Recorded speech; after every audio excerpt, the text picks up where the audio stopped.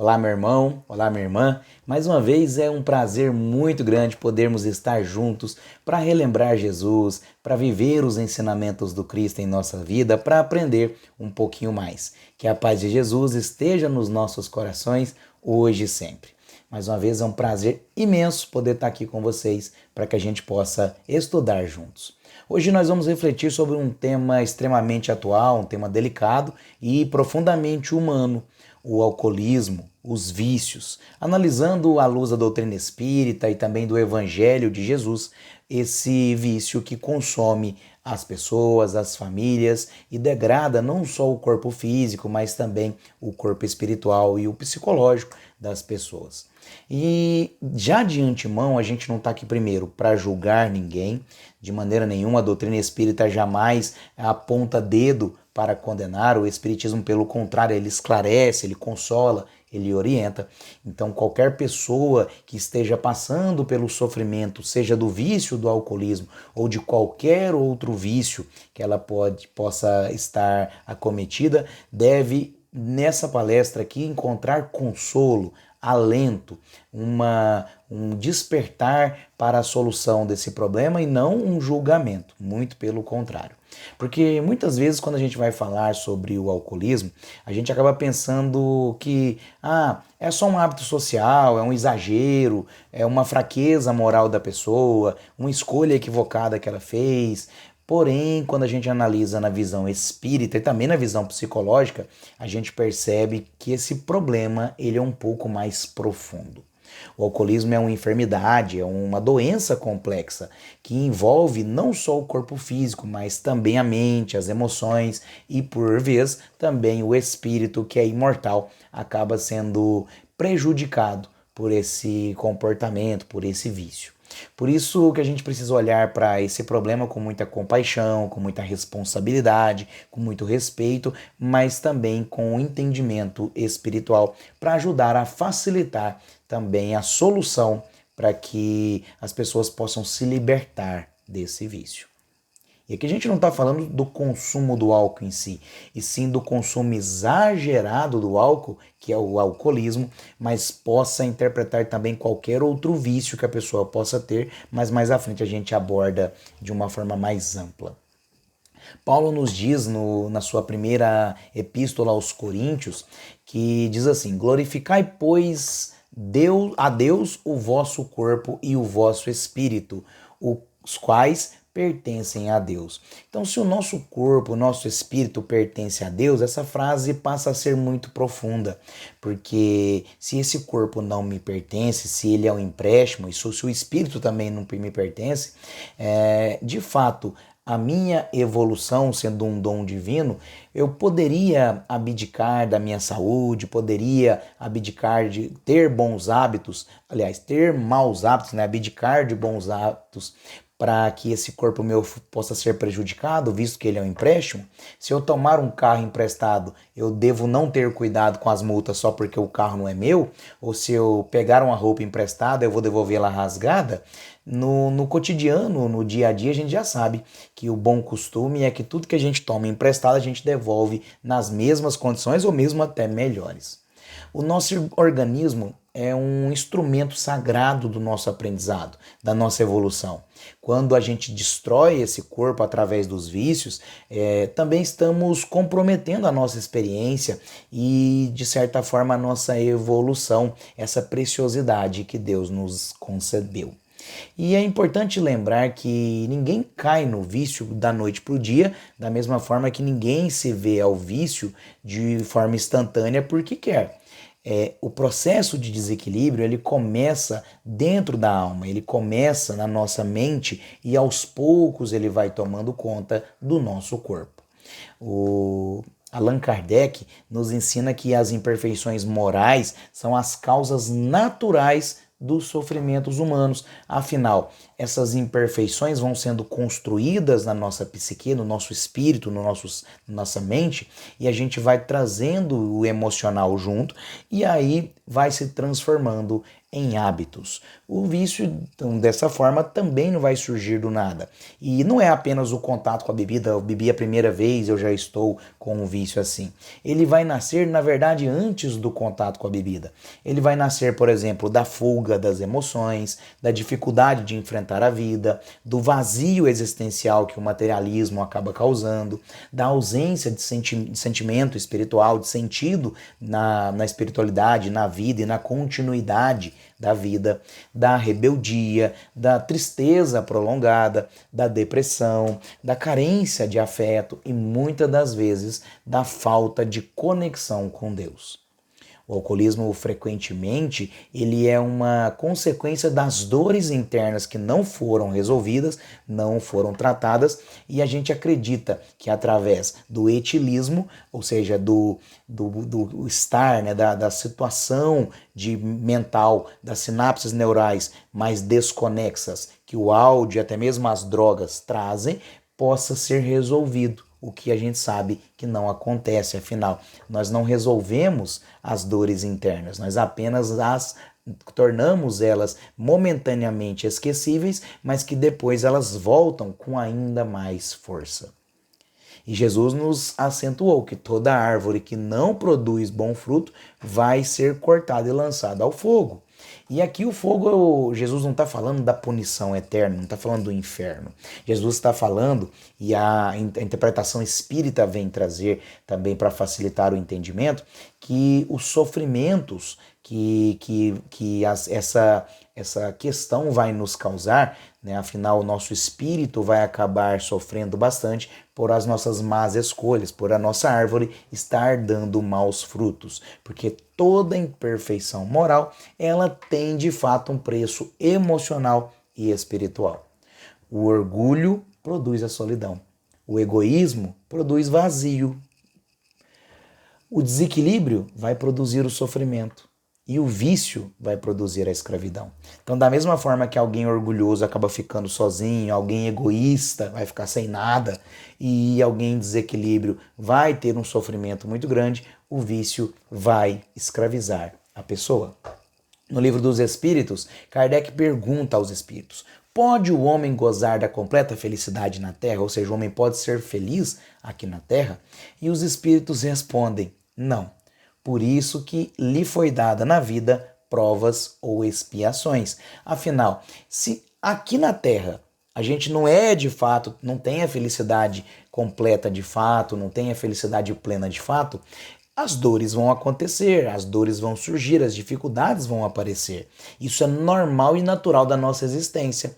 Aí chega a bebida e a bebida promete alegria, coragem, alívio, esquecimento, aceitação social. Então ela traz ali efeitos que o etilismo traz, né, que a substância etílica traz, que pode produzir algumas situações, algumas sensações momentâneas. Só que isso passa. E depois que essa euforia momentânea passa, o que pode ficar? Para aquelas pessoas que estão em desequilíbrio emocional, para aquelas pessoas que têm dificuldade de aceitação, têm dificuldade de comunicação, têm dificuldade de entrosamento social. Fica o vazio, fica a culpa, fica o desgaste familiar, fica a depressão, fica o desequilíbrio espiritual.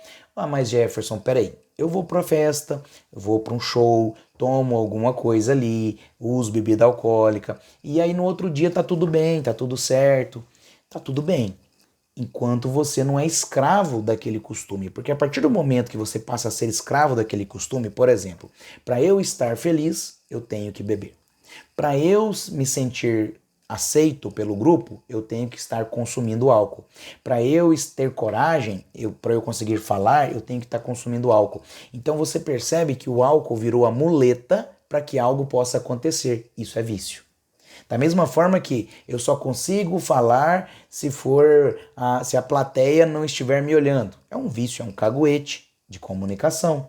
Eu só consigo aprender se for com tal situação. Eu preciso estar no escuro, sozinho, sem ninguém. é um vício, é um caguete que eu uso, é uma muleta que eu uso para algo que às vezes está difícil de eu resolver naquele momento. Então, qual seria a melhor forma de resolver? Por que a gente não deveria buscar anestesiar as nossas dores? Porque, por exemplo, se eu tenho uma enxaqueca forte, que é causada por alguma doença que eu deveria resolver, talvez com a cirurgia, e eu fico só resolvendo com analgésico, eu fico lá tomando analgésico, a dor de cabeça passa, depois ela volta mais forte. Aí eu tomo analgésico, ela passa, ela volta mais forte. E aí deveria ser talvez uma cirurgia. Às vezes da visão, vamos usar esse exemplo que é mais fácil. Eu preciso usar óculos, mas em vez de eu usar óculos, né, em vez de eu ir lá e usar óculos, eu fico apertando o olho assim para enxergar melhor, né, para ver as coisas, para ler. E aí toda vez eu faço isso, momentaneamente eu consigo enxergar, mas à medida que o tempo passa, os graus vão aumentando, e aí se eu não coloco um óculos, talvez eu tenha um grau superior ao que eu deveria ter se eu tivesse posto de fato o óculos na primeira vez. É isso que deveríamos fazer, mas pelo contrário, acabamos procurando o caminho mais fácil. E muitas das vezes o caminho do vício, que a gente vai começando aos poucos, vai se mostrando mais fácil, porque ele é mais rápido, porém ele nos aprisiona. E aí Kardec pergunta também aos espíritos, na questão 909 do Livro dos Espíritos, se o homem poderia vencer as suas más inclinações. E os espíritos respondem que sim, e frequentemente, segundo os espíritos, fazendo esforços insignificantes. O que falta para nós é a vontade. Por que será que o vício fortalece, ele cresce na pessoa justamente quando a pessoa se entrega à vontade, àquela necessidade? Por exemplo, a pessoa que tem o vício no álcool, ele se entrega ao desejo de consumi-lo. Quando a pessoa consegue dizer não, falar não, dessa vez não, não quero, eu até poderia, mas não quero, ela ainda tem controle sobre os seus desejos. Agora, quando ela perde o controle dos seus desejos e isso vira um mau hábito, aí estamos no vício. O vício, como diria Joana de Ângeles, é uma rampa que nos conduz à infelicidade. E tem um detalhe bem importante, que, como eu disse no início, o vício aqui não é só no álcool. Tem gente que tem vício em reclamar. Reclama da vida, reclama da situação, reclama de tudo. Tem gente que tem vício em ser pessimista. Tudo tá ruim, tudo vai dar errado. Tem gente que tem vício em ser agressivo, em que acha que tudo vai resolver na pancada. Tem gente que tem vício em ser orgulhoso, em achar que só ele é importante. Tem gente que tem vício em ser vítima, de que ele é o coitadinho. Tem vários tipos de vício. Muitas das vezes os vícios que são ligados à drogadição, ao etilismo, o do chocolate, do açúcar, o vício de consumo, geralmente ele é mais fácil de resolver do que o vício emocional, do que o vício por exemplo, do pessimismo, da reclamação, dos vícios de costumes que não são tangíveis. Porque, por exemplo, existem várias clínicas de reabilitação que são especializadas. Ela pega o viciado, a pessoa que está sob vício, coloca num tratamento onde ele não vai mais ser exposto à substância ao qual ele tem o vício e vão ser substituído o tempo do desejo por outros costumes, por pintura, por artesanato, por marcenaria, por algo que ocupe a sua mente e ele não fique pensando no vício. Agora, imagina eu pegar uma pessoa que tem vício em reclamar. Como que eu corrijo isso? Aí são várias e várias e várias sessões de terapia com o psicólogo, talvez até mesmo com o psiquiatra, porque talvez isso pode estar ligado a algum distúrbio de emoção e também de saúde, porém é mais complicado. E o detalhe é que existe pessoas que são tão sóbrias fisicamente, ou seja, faz uma caminhada, uma corrida, faz academia, é saudável, não come açúcar e tem uma alimentação saudável, não consome nenhum tipo de produto que é nocivo à saúde, como álcool, droga, cigarro e por aí vai. Porém, espiritualmente ela é intoxicada. Espiritualmente ela é viciada em desejar o mal para as pessoas, em ser arrogante, em ser maledicente. Do que adianta? A gente purifica o nosso corpo, mas não purifica o nosso espírito. É aquela história lá quando Jesus disse, quando foi questionado pelo fariseu, por que que os servos dele, os servos não, desculpa, por que que os apóstolos, né, por que que os seus seguidores, os seguidores do Cristo, não lavavam as mãos para comer, para não purificar e não purificava as mãos antes de comer. Aí ele diz, do que adianta purificar o alimento que vai entrar ao corpo se a mente, se o espírito, se a alma não está pura, que era preciso primeiro purificar-nos por dentro, para depois pensarmos em purificar por fora.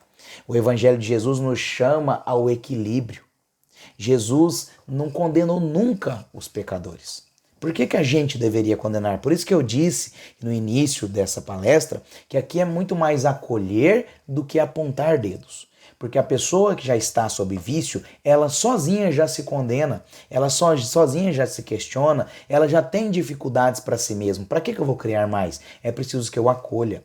Porque o álcool ele vai comprometer o corpo, o fígado, o sistema nervoso, o coração, vai comprometer também os relacionamentos, a lucidez, a família. E aí o espiritismo ele vai buscar isso de maneira mais ampla, porque ele vai mostrar não só o dano físico, mas também o dano espiritual. Vai mostrar, por exemplo, como André Luiz nos relatou em algumas das suas obras, que quando a gente vai assumindo essas vibrações mais inferiores que os vícios acabam trazendo, nós vamos nos conectando também com outras pessoas que estão sobre vício aqui na Terra, mas aliás, encarnadas aqui na Terra, mas também espiritualmente ligadas à Terra, que do lado de lá não conseguem consumir os produtos às quais elas são viciadas, e aí elas vêm vampirizar da nossa energia para sentir a mesma sensação.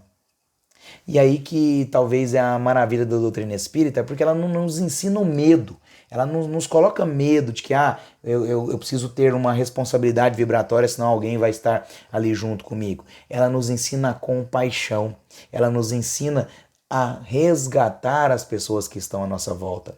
Então é preciso que eu procure ajuda para o meu vício, é preciso que eu me melhore desse vício, para que eu possa também ajudar todos esses serizinhos que ao meu lado estão e que também estão viciados nessa situação.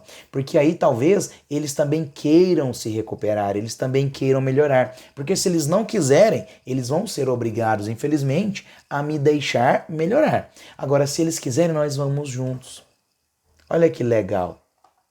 Pensa que a gente pudesse recuperar as pessoas através do nosso exemplo. O vício é tão difícil falar da questão do vício porque a gente é viciado em várias coisas. E toda vez que a gente vai pensar que tudo em excesso faz mal, tudo em excesso é perigoso, a gente tem que tomar muito cuidado, porque, como eu disse, o vício do consumo é mais fácil de se livrar, mas aí, por exemplo, Joana de Ângeles vai nos citar alguns fatores sobre essa questão, porque o que acontece? Supondo que a pessoa use o álcool por uma fuga emocional dos seus sentimentos, mas atrelado a isso, ela tem outros vícios que são atrelados aos costumes. E aí ela resolve o álcool, ela para de usar o álcool, ela para de usar cigarro, ela para de usar o vício do consumo. Mas ela não para de cometer os erros, né, do costume de ser arrogante, de não respeitar as pessoas, de ser egoísta. Talvez ela conseguiu afastar dela os viciados, os espíritos viciados no álcool, conseguiu ajudar eles a melhorarem, né, com a sua melhora. Porém, do lado de cá ela continua arrogante, ela continua perversa, então ela não se livrou da má vibração. Daí a importância de nós tomarmos o cuidado dos excessos. Seja o excesso no álcool, seja o excesso no ciúme, seja o excesso no orgulho, o excesso na vaidade, o excesso na arrogância, o excesso na ganância. O cuidado com os prazeres imediatos que nos custam a tranquilidade da vida futura. Tem muitas famílias que sofrem com o vício no álcool. O álcool acaba adoecendo e ele raramente vai adoecer apenas o indivíduo que está o consumindo. Na maioria das vezes ele adoece as esposas, os maridos, os filhos, os pais, os irmãos, ele adoece a família. Tem vários lares que vivem no silêncio do medo, da agressividade, da instabilidade, da vergonha, nas noites sem dormir, na falta de paz. na falta da paz espiritual, na falta da paz de espírito, na falta da paz de viver. E aí que o Evangelho de Jesus nos convida novamente à compaixão, mas sem a conivência. É compaixão sem aceitar, porque o amor verdadeiro, ele também sabe impor limites. Jesus acolhia, mas também orientava. Ele dizia para os pecadores, né? Quando perguntavam, Senhor, e agora? O que eu faço? O Senhor me curou? Vá, mas não tornes a pecar. Então, se tem alguém na tua família que está sob os efeitos de um vício, qualquer que seja, primeiramente, acolhimento. Segundo, entendimento, entender o que faz com que aquela pessoa busque. E se você não consegue entender o que faz com que ela busque o vício, procure primeiramente o tratamento médico. Procura acompanhamento psicológico, procura orientação psiquiátrica se for necessária. Procura os caminhos para que você possa ajudar essa pessoa a resolver. E detalhe, a religião ajuda muito, mas ela sozinha não vai resolver. Tem muita gente que pensa, basta eu levar ele para a igreja, levar para o centro, levar no culto, levar onde for, que está resolvido. Mas não. Tem muita coisa que vai ajudar no tratamento. A prece, a água fluida, o passe, com toda certeza, mas a leitura edificante de livros espíritas, mas também de livros, de outros livros também, livros de saúde, livros que vão engrandecer a mente da pessoa, que vão ocupar o tempo, o trabalho manual, a pintura, a marcenaria, como eu comentei aqui, a própria reforma íntima, a mudança das vibrações, se for necessário, medicação também, o tratamento físico de médico também, o psicólogo. A espiritualidade vai ajudar com toda certeza, mas ela não vai fazer a nossa parte. Ela não vai fazer e principalmente ela não vai conseguir, mesmo fazendo a parte dela, com que a cura nos chegue se a gente não quiser. A força de vontade é o que nos faz evoluir. Como os próprios espíritos nos responderam que o que nos falta é a vontade, né, que o homem pode vencer as más inclinações com poucos esforços. Então, se a pessoa quiser, sozinha, ela se liberta do vício. Ela procura um centro de recuperação, um Alcoólicos Anônimos, um CEREA, ela procura a igreja, ela procura o médico, ela procura remédio. Mas se ela não consegue sozinha, o apoio dos que estão à volta dela é muito necessário. O amor daqueles que querem ajudá-la é muito necessário. E é aquilo, é um dia de cada vez, é uma oração por vez, é um remédio por vez, é de pouquinho em pouquinho que a gente vai se libertando desses vícios. As maiores transformações que ocorrem na nossa vida, elas ocorrem no silêncio. Jesus, na maioria das vezes, agiu no silêncio. Quando ele foi fazer as curas, é claro que elas foram noticiadas depois pelos seus apóstolos, quando eles foram redigir a Bíblia, depois que Jesus já tinha partido. Porém, Jesus, na maioria das vezes, começou os seus processos de milagres e de curas indivíduo por indivíduo. E aí talvez que a gente chegue na mensagem final ou principal dessa palestra. Quando Jesus nos diz que Ele é o caminho, a verdade e a vida, é preciso que a gente observe muito bem.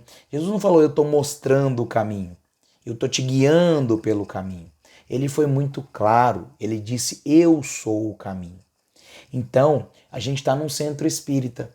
Aí fisicamente, quem não está assistindo virtualmente, mas está assistindo uma palestra espírita. É normal que a gente fale muito mais aqui da cura espiritual, da cura de vibração, da cura energética, do que da cura da medicina. A cura da medicina a gente vai assistir uma palestra de um médico, ou vai procurar de fato ajuda médica para que a gente possa encontrar.